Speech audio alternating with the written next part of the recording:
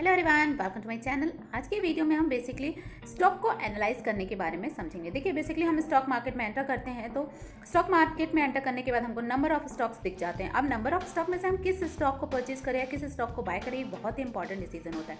आज के वीडियो में हम इसी टॉपिक को काफ़ी डिटेल में डिस्कस करेंगे कि किस बेसिस पे या किस तरीके से हम कंपनीज की परफॉर्मेंस को एनालाइज करके डिसाइड कर सकते हैं कि हमें कौन सा स्टॉक परचेज करना चाहिए और कौन सा स्टॉक परचेज नहीं करना चाहिए। बेसिकली हम दो तरीके की एनालिसिस को बेंचमार्क की तरह यूज करेंगे। One is fundamental analysis and one is technical analysis. देखिए, बेसिकली फंडामेंटल एनालिसिस हमको ये बताती है कि व्हाट टू बाय, और वहीं टेक्निकल एनालिसिस हमको ये बताती है कि व्हेन टू बाय, मतलब हमको किस टाइम पे खरीदना है। आज के वीडियो में हम फंडामेंटल एनालिसिस को थोड़ा फोकस से समझेंगे कि हमें क्या खरीदना चाहिए, मतलब किस कंपनी के शेयर को परचेज करना चाहिए और किन किन चीज़ों को परचेज करते समय ध्यान में रखना चाहिए। आज का वीडियो हमारा इतना इंपॉर्टेंट होगा कि अगर आपने फंडामेंटल एनालिसिस को काफ़ी डीप में समझ लिया तो नेचुरली आपका जो स्टॉक के बाय का डिसीजन होगा वो 10 में से 8 डिसीजन आपके मोरलेस सही होंगे। तो इस वीडियो को सबसे फर्स्ट और इम्पॉर्टेंट चीज़ होती है जो हमको फंडामेंटल एनालिसिस के अंदर कंसिडर करनी होती है, वो इंट्रिंसिक वैल्यू देखनी होती है। बेसिकली कंपनी एक कुछ लमसम अमाउंट कंपनी का शेयर प्राइस होता है। जैसे मान लीजिए शेयर प्राइस 100 रुपये है, तो हमको ये चेक करना है कि क्या वो एक्चुअल में कंपनी की इंट्रिंसिक वैल्यू है, मतलब हम जितने रुपए 100 रुपये जैसे हम दे रहे हैं एक शेयर को परचेज करने के लिए, तो क्या एक्चुअल में उस शेयर का प्राइस 100 रुपये है। देखिए, मार्केट का जो प्राइस डिसाइड होता है वो ऑटोमेटिकली हम ये समझते हैं कि डिमांड एंड सप्लाई के अकॉर्डिंगली फ्लैक्चुएट करता रहता है, लेकिन हमको उस डिमांड एंड सप्लाई को कंसिडर ना करके बल्कि हमारा जो मेन फोकस होगा वो होगा उस कंपनी के शेयर की एक्चुअल में उतने रुपए का वो शेयर वैल्यू रखता है या नहीं, इसको फाइंड आउट करना। इसके बेसिस पे हम बहुत ईजिली डिसाइड कर पाएंगे कि yes this is a company in which we have to invest और नॉट। जैसे मान लीजिए कंपनी का मार्केट प्राइस 100 रुपीज़ है और अगर उसकी इंट्रिंसिक वैल्यू 102, 105 कुछ भी ऐसे आती है, तो इसका मतलब ये है कि कंपनी के शेयर का प्राइस अभी कम है और उसकी वैल्यू ज़्यादा है, तो उस समय ऑटोमेटिकली हमको शेयर बाय करना होगा। तो इस तरीके की कुछ बेसिक चीज़ें हैं, बेसिक टर्म्स है जिसको हम कंसिडर करेंगे और ये टर्म्स भी बहुत ईजिली हम आइडेंटिफाई कर सकते हैं। ये बहुत मुश्किल नहीं है कि हम किसी कंपनी की इंट्रिंसिक वैल्यू को फाइंड आउट कैसे करें या क्या प्रोसेस के थ्रू करें। हम इस वीडियो के ही एंड में प्रॉपरली हम पोर्टल पर जाके इस चीज़ों को डिटेल में और बहुत easily with in a minute ये फाइंड आउट कर लेंगे कि इस कंपनी में हमको इन्वेस्ट करना चाहिए या नहीं। तो जो फर्स्ट फैक्टर हमारा रहा वो हुआ कंपनी का इंट्रिंसिक वैल्यू, मतलब देखना कि कंपनी का जो शेयर प्राइस है उसके अकॉर्डिंगली वो कंपनी की एक्चुअल में शेयर की वैल्यू है या नहीं। जो सेकंड इंपॉर्टेंट चीज़ है वो कुछ रेशियोज हैं जिनको हमको एक्चुअल में किसी भी कंपनी के शेयर्स में इन्वेस्ट करते समय कंसिडर करना चाहिए, जिसमें हमारा फर्स्ट रेशियो है प्राइस अर्निंग रेशियो। मतलब अपने को देखना है कि कंपनी का जो शेयर प्राइस है उसके अकॉर्डिंगली कंपनी की अर्निंग कैसी है, उसके अकॉर्डिंग हमको ये डिसाइड करना होगा कि इस कंपनी में इन्वेस्ट करना चाहिए या नहीं। बेसिकली अगर कंपनी की प्राइस अर्निंग रेशियो कम होती है तो उतना ही अच्छा होता है। वही हमारा जो सेकेंड इंपॉर्टेंट रेशियो है वो पीबी रेशियो है। पीबी रेशियो बेसिकली हमको ये बताता है कि कंपनी में जो भी शेयर का प्राइस है वो उसके अकॉर्डिंगली वो बुक वैल्यू के अकॉर्डिंगली कितना इंक्रीज और डिक्रीज हो रहा है। पीवी रेशियो भी अगर हमारा कम है तो हमारा वो इन्वेस्टमेंट का डिसीजन अच्छा साबित होगा। थर्ड जो इंपॉर्टेंट रेशियो है जिसको हमको कंसिडर करना चाहिए वो हमारा डेब्ट टू इक्विटी रेशियो, मतलब कंपनी ने कितना डेब्ट लेके रखा है और कंपनी का कितना इक्विटी है। इसके बेसिस पे भी हम कंपनी के में इन्वेस्टमेंट के डिसीजन को ले सकते हैं, लेकिन इसके कुछ क्लॉजेज भी हैं। ऐसा नहीं है कि हम एकदम स्ट्रिक्टली ये देख लें कि एस पीई रेशियो कम है, पीबी रेशियो कम है, डेब्ट टू इक्विटी कम है, करंट रेशियो इसका ज़्यादा है तो हमको ये कंपनी सही है, हमको इसमें इन्वेस्ट करना। There are many other things we have to consider, लेकिन चूंकि अगर हमने इन बेसिक चीज़ों को कंसिडर कर लिया तो हम 90% कंसिडर कर लेंगे और बाकी जो हमारा 10% बचेगा वो धीरे धीरे हम अकॉर्डिंगली अपने एक्सपीरियंस के थ्रू सीख ही जाते हैं। तो हमारा जो लास्ट इंपॉर्टेंट रेशियो होगा वो हमारा होगा करंट रेशियो। देखिए, बेसिकली जो करंट रेशियो होता है वो current assets upon current liabilities को शो करता है। अभी कंपनी में देखने का है कि कितना करंट एसेट्स है और कितनी करंट लायबिलिटीज़ है। एक्चुअल में अगर एसेट्स ज़्यादा होती हैं, लायबिलिटी कम होती है, तो वो कंपनी अच्छी मानी जाती है और उसमें इन्वेस्टमेंट का हमारा डिसीजन अच्छा साबित हो सकता है। तो ये हमारे कुछ रेशियोज हैं जिनको हमको कंसिडर करना चाहिए। हर एक रेशियोज के साथ कुछ हम कह सकते हैं कि क्लॉजेस भी जुड़े होंगे जो कि हम आगे डिस्कस करेंगे, और जो एक तरीके से आप कह सकते हैं कि ये हमारा वो फैक्टर होगा जो वो 10% में आएगा जो हमको फंडामेंटल एनालिसिस में सीखना है। देखिए, जैसे हम मान लेते हैं डेब्ट एंड इक्विटी का ही एग्जांपल ले लेते हैं, तो डेब्ट टू इक्विटी रेशियो जो होगा वो हमको ये बताता है कि कितना डेब्ट और कितना इक्विटी। अब कई कंपनी ऐसा होता है कि डेब्ट लेती है वो इक्विटी को अपने सेल आउट नहीं करती है, तो इसकी तरह से ये कुछ क्लॉजेज हैं जिनको हम आगे कंसिडर करते हैं। तो जो हमारा इंपॉर्टेंट फैक्टर होगा जिसको हमको फंडामेंटल एनालिसिस के अंदर कंसिडर करना चाहिए वो होगा हमारा कंपनी की बैलेंस शीट। देखिए, अभी कंपनी का बैलेंस बैलेंस शीट बहुत बड़ा होता है। अभी जैसे ही मैंने बोला कंपनी का बैलेंस शीट, तो आप ये सोच रहे होंगे कि वो कितना टफ टास्क है कंपनी की बैलेंस शीट को एनालाइज करना। तो एक्चुअली में हमको पूरी कंपनी की बैलेंस शीट को नहीं पढ़ना है, ना पूरी कंपनी की बैलेंस शीट को गो थ्रू होना है। हमको कुछ बेसिक चीज़ों को ध्यान देना है। जैसे हम कंपनी के सेल्स को देखेंगे और कंपनी का सेल्स देखेंगे किस तरीके से इंक्रीज हो रहा है, और साथ ही साथ हम देखेंगे कंपनी का प्रॉफिट किस तरीके से चेंज हो रहा है। सेल्स और प्रॉफिट को हम कंसिडर करेंगे। अगर सेल्स और प्रॉफिट दोनों इंक्रीज हो रहे हैं, दोनों सेम डायरेक्शन में मूव करे, तो एक्चुअल में कंपनी का जो बैलेंस शीट है वो कंपनी को पॉजिटिव डायरेक्शन में सपोर्ट कर रहा है फॉर बाइंग। वहीं हम देखेंगे कंपनी के एसेट्स और लायबिलिटीज। कंपनी के एसेट्स कंटिन्यूअसली बढ़ते हुए दिखनी चाहिए और कंपनी की लायबिलिटीज धीरे धीरे घटती हुई दिखनी चाहिए। अगर कोई कंपनी का इस तरीके का प्लेटफॉर्म दिखता है जिसमें एसेट्स उसकी बढ़ रही हो, लायबिलिटी घट रही हो, तो वो हमारा डिसीजन एक अच्छा डिसीजन होगा। साथ ही साथ जो थर्ड बैलेंस शीट का इंपॉर्टेंट फैक्टर होता है वो होता है कैश फ्लो।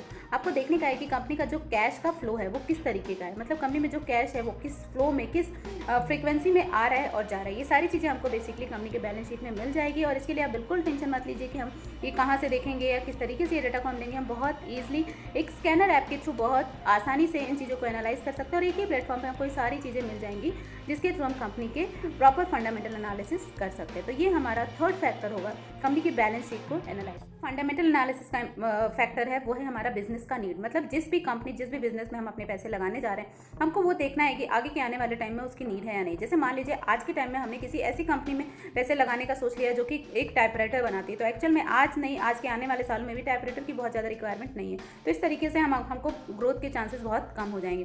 वहीं जो नेक्स्ट इंपॉर्टेंट फैक्टर होगा हमारा फंडामेंटल एनालिसिस का वो होगा मोनोपोली। अगर कोई भी कंपनी मोनोपोली होल्ड करके रखती है, मतलब जिसका कोई भी कॉम्पिटिटर नहीं है मार्केट में, तो अगर उस टाइप की कंपनीज में हम अपने पैसे लगाते हैं तो नेचुरली हमारे पैसे की ग्रोथ के चांसेस ज़्यादा है। जैसे हमने रेल टिकटिंग या इसमें हमने IRCTC में पैसे लगाए, तो बेसिकली IRCTC अपनी मोनोपोली होल्ड करता है और अगर हमने उसमें पैसे लगाए, इस तरीके की मोनोपोली कंपनी में पैसे लगाए, तो हमारे पैसे के डूबने के चांसेस कम है। साथ ही साथ हमने देखना होगा कि नेक्स्ट फैक्टर जो हमारा आएगा कॉम्पिटिटर का, मतलब कंपनी का कॉम्पिटिटर है कि नहीं मार्केट में।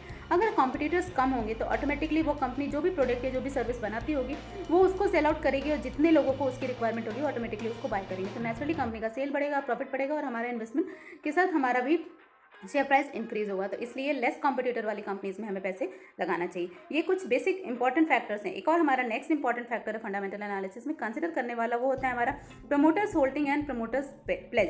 बेसिकली अगर प्रमोटर्स की होल्डिंग ज़्यादा है, या कह सकते हैं अगर प्रमोटर्स की होल्डिंग इंक्रीज हो रही है, इसका मतलब है कि प्रमोटर जो कंपनी में, जिन्होंने कंपनी को स्टार्ट किया, वो अगर खुद ही कंपनी के शेयर्स को खरीद रहे हैं, इसका मतलब उनको ये दिख रहा है कि कंपनी में आगे आने वाले सालों में कंपनी के ग्रोथ के बहुत ज़्यादा चांसेस है। तो अगर किसी भी कंपनी के प्रमोटर्स होल्डिंग इंक्रीज हो रही है तो हमको उसमें पैसे लगाने में कभी भी पीछे नहीं हटना चाहिए। साथ ही साथ अगर किसी कंपनी में म्यूचुअल फंड का इन्वेस्टमेंट ज़्यादा है, किसी कंपनी में फॉरेन इंस्टीट्यूशनल इन्वेस्टमेंट्स हैं, तो नेचुरली वो लोग बहुत ज़्यादा पैसा अपना लगाते हैं। तो इस तरीके के इन्वेस्टमेंट्स अगर आपको कंपनीज में दिख रहे हैं तो उसमें हम पैसे लगाएंगे तो नेचुरली हमारे शेयर के पैसे इंक्रीज होंगे। ये कुछ बेसिक फंडामेंटल्स हैं जिनको हम कंसिडर करेंगे और जिनको हम एक स्कैनर ऐप के थ्रू भी देखेंगे कि किस तरीके से हम इन सारे पॉइंट्स को अपने ऐप के थ्रू आइडेंटिफाई कर सकते हैं ईजिली और हम इसको ईजिली अपने इन्वेस्टमेंट डिसीजन में यूज़ कर सकते हैं। तो चलिए आइए हम ऐप के थ्रू इन सारी चीज़ों को डिटेल में समझते हैं। स्क्रीनर्स आते हैं, तो आप अगर इस तरीके से अपनी स्क्रीन पे स्क्रीनर डालेंगे तो ऑटोमेटिकली आपको बहुत सारे स्क्रीनर आपको दिख जाएंगे। इसमें मैं चूँकि टिकट ऐप यूज़ करती हूँ इसलिए मुझे ये थोड़ा कंफर्टेबल है, थोड़ा सही लगता है कह सकते हैं। तो इसको आप अगर डालेंगे तो आपको बहुत ही ईजिली कंपनीज़ के रिजल्ट इस तरीके से 1 बाय 1 सारी कंपनीज़ के आपको दिखते रहेंगे। अब फॉर एग्जांपल हम ले लेते हैं, जैसे मान लीजिए हमने रिलायंस को लिया, तो रिलायंस को अगर हम देखते हैं तो देखिए रिलायंस का कंटिन्यू पूरा हमको इसका चार्ट दिख रहा है। अगर इस चार्ट पे हम अगर डिटेल में जाएंगे तो ये रिलायंस का पूरा 1 ईयर से 5 ईयर्स तक क्या रिलायंस का कितना किस तरीके का मूवमेंट रहा ये हमको क्लियरली विजिबल है। अगर हम रिलायंस इंडस्ट्रीज़ को काफ़ी थोड़ा डीप में जाकर देखते हैं तो इसके सारे डिटेल्स जो भी हमने पैरामीटर सेलेक्ट किए थे वो सारे पैरामीटर्स हमको ईजिली यहाँ पे दिख जाएंगे। आप देख रहे हैं इसमें कि हम थोड़ा सा ही नीचे जाते हैं स्क्रीन के तो हम देखते हैं ये स्कोर कार्ड दिख गया है। स्कोर कार्ड मतलब उसका परफॉर्मेंस किस तरीके का है, वैल्यूएशन कैसा है, परफॉर्मेंस कैसा बता रहे हैं, लो बता रहे हैं, हैज़न फेयर वेल, मतलब अभी तक में इस समय में रिलायंस इंडस्ट्रीज जो है उनकी परफॉर्मेंस कैसी चल रही है, काफ़ी लो चल रही है। वहीं वैल्यूएशन भी लो है, ग्रोथ भी लो है, प्रॉफिटेबिलिटी थोड़ी सी हाई है और एंट्री पॉइंट अच्छा है। एंट्री पॉइंट इसलिए अच्छा बता रहे हैं क्योंकि यहाँ पे कंडीशन अच्छी दिख रही है मार्केट की, आगे ग्रोथ के चांसेस है इसलिए एंट्री पॉइंट अच्छा है और रेड फ्लैग कुछ भी नहीं दिखा रहा है। वहीं अगर हम इसको आगे और देखते हैं तो हमने जितने भी पैरामीटर्स देखे थे वो सारे मैट्रिक्स भी हमको एक एक करके नज़र आ जाएंगे। जैसे देखिए मैंने सबसे पहले आपको बताया था कि हमको पीई रेशियो देखना चाहिए, तो देखिए पीई रेशियो इसका 24.27 का है। चूँकि पीई रेशियो हम ये अज्यूम करते हैं कि कम होगा तो ही अच्छा है। अब यहाँ सेक्टर के कंपैरिजन में इसका पीई रेशियो ज़्यादा है, लेकिन बहुत सारी ऐसी कंपनीज होती हैं जिसका पीई रेशियो बहुत ज़्यादा इफेक्टिव होता है या बहुत कह सकते हैं हाई होता है, इसके बहुत सारे अदर रीजंस होते हैं। वहीं सेकंड जो हमने फैक्टर डिस्कस किया था वो था हमारा पीबी रेशियो। तो यहाँ पे आप देख सकते हैं कि रिलायंस इंडस्ट्रीज़ का जो पीबी रेशियो है 1.7 का है, जो कि 7.8 का है, जो कि अच्छा है। मतलब अगर हम कह सकते हैं पीवी रेशियो और पीई रेशियो ये दोनों अगर हमारे 20 से नीचे रहते हैं तो काफ़ी अच्छे होते हैं और इसमें हम इन्वेस्टमेंट के डिसीजंस को ले सकते हैं। वहीं अगर हम नेक्स्ट और भी चीज़ें जो भी हमने डिसाइड की थी उन सबको भी देखें तो सब हमको इसी एक जगह ही इसी स्क्रीनर में सब कुछ एक एक करके क्लियरली दिख जाएंगे। तो इससे हमको कहीं और देखने कहीं और जानने की ज़रूरत नहीं है, हम ईजिली इसको एनालाइज कर सकते हैं। वहीं अगर हम इसके डिविडेंड यील्ड की देखें तो 2.24% है। देखिए dividend company to company differ करता है। बहुत सारी कंपनीज डिविडेंड ना इशू करके वो अपने पास पैसे कलेक्ट करके रखती हैं और फर्दर उससे इसे एक्सपेंशन करती हैं। बहुत सारी कंपनीज डिविडेंड देती हैं और जब आगे उनको ज़रूरत होती है तो फिर वो उसके अकॉर्डिंगली पैसे कलेक्ट करती हैं मार्केट से फर्दर शेयर करके। वहीं अगर हम इस कंपनी के पर्टिकुलर कंपनी के फोरकास्ट की बात करें तो फोरकास्ट भी हमको काफ़ी अच्छा काफ़ी हाई दिख रहा है। वहीं अगर हम नेक्स्ट इस कंपनी के फाइनेंशियल की जो कि हमको एक्चुअल में देखने वाली चीज़ है उसकी बात करें तो इसके फाइनेंशियल के देखें तो higher than industrial revenue growth. मतलब इंडस्ट्री जो रिलायंस के जो जितने भी कॉम्पिटिटर्स है उसमें सबसे हाई इन्होंने ही ग्रोथ किया है। मार्केट के शेयर में भी इनका ग्रोथ है।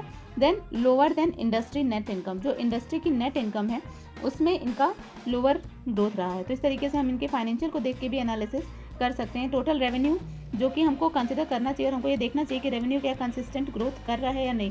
तो अगर हम इनका देखें तो अगर हम इनके एक्चुअल में अर्निंग पर शेयर देखें, मतलब एक शेयर उनका कितना अर्न कर रहा है, तो उसके बेसिस पे हम ये एनालिसिस कर सकते हैं कि इनकी अर्निंग पर शेयर 27 से 30, 28, 33, 40, 44 चल रही है। तो मतलब अर्निंग पर शेयर थोड़ा बहुत करके ही इंक्रीज़ हुई है, लेकिन कंटिन्यूसली ये इंक्रीज़ हुई है, जो कि एक पॉजिटिव साइन है अगर हम इस कंपनी के शेयर को बाय करना चाहते हैं तो। वहीं अगर हम पेयर की परफॉर्मेंस देखना चाहें, पेयर मतलब रिलायंस इंडस्ट्रीज़ के जितने कॉम्पिटिटर्स हैं उनकी परफॉर्मेंस देखना चाहें तो आप देख सकते हैं कि रिलायंस की जो पीई रेशियो है वो 24 समथिंग था। वहीं भारत पेट्रोलियम का 4.6 है, हिंदुस्तान पेट्रोलियम का 5.17 है। तो इस तरीके से पीई रेशियो जो है वो हर एक कंपनी के अकॉर्डिंगली डिफ़र कर रहे हैं। बट वहीं अगर हम पीबी रेशियो की बात करते हैं तो पीबी रेशियो 1.78, 1.63, 1.76 मतलब सब ऑन एन एवरेज 1.5 to 2 के अंदर में ही है। डिविडेंड यील्ड भी हम देखेंगे तो डिविडेंड यील्ड भी रिलायंस इंडस्ट्रीज़ का इस पॉइंट पे सबसे कम है। तो इट मे पॉसिबल कि they are planning for expansion, इसलिए इन्होंने डिविडेंड को कम पे आउट करके रखा हुआ है। और हम अगर बैलेंस शीट के बाकी सारी चीज़ों को एनालाइज करें, जैसे मैंने डिस्कस किया था कि हमको बैलेंस शीट को भी एनालाइज करना चाहिए, तो यहाँ पे देखिए डेब्ट टू इक्विटी रेशियो क्या है वो लोअर है एंड हायर है इंडस्ट्री का करंट रेशियो। ये दोनों चीज़ें हमने डिस्कस की थी कि हमको फंडामेंटल्स में कंसिडर करना चाहिए और साथ ही साथ इसको भी लेकर के चलना चाहिए। हमने देखा था कि करंट एसेट्स भी हमको देखना है। करंट एसेट्स का आपको मैंने बोला था कि करंट रेशियोज भी देखने हैं और करंट एसेट्स को भी हमको कंसिडर करते रहना है। तो ये सारी चीज़ों को अगर हम फोकस से कंसिडर करके उसके बाद अपने इन्वेस्टमेंट का डिसीजन लेंगे तो नेचुरली हमारा इन्वेस्टमेंट डिसीजन बहुत अच्छा बहुत इफेक्टिव होगा और हमको रिटर्न भी बहुत पॉजिटिव मिलेगा। Thanks for watching, have a nice day. और इस तरह की वीडियो के लिए सब्सक्राइब जरूर करिए।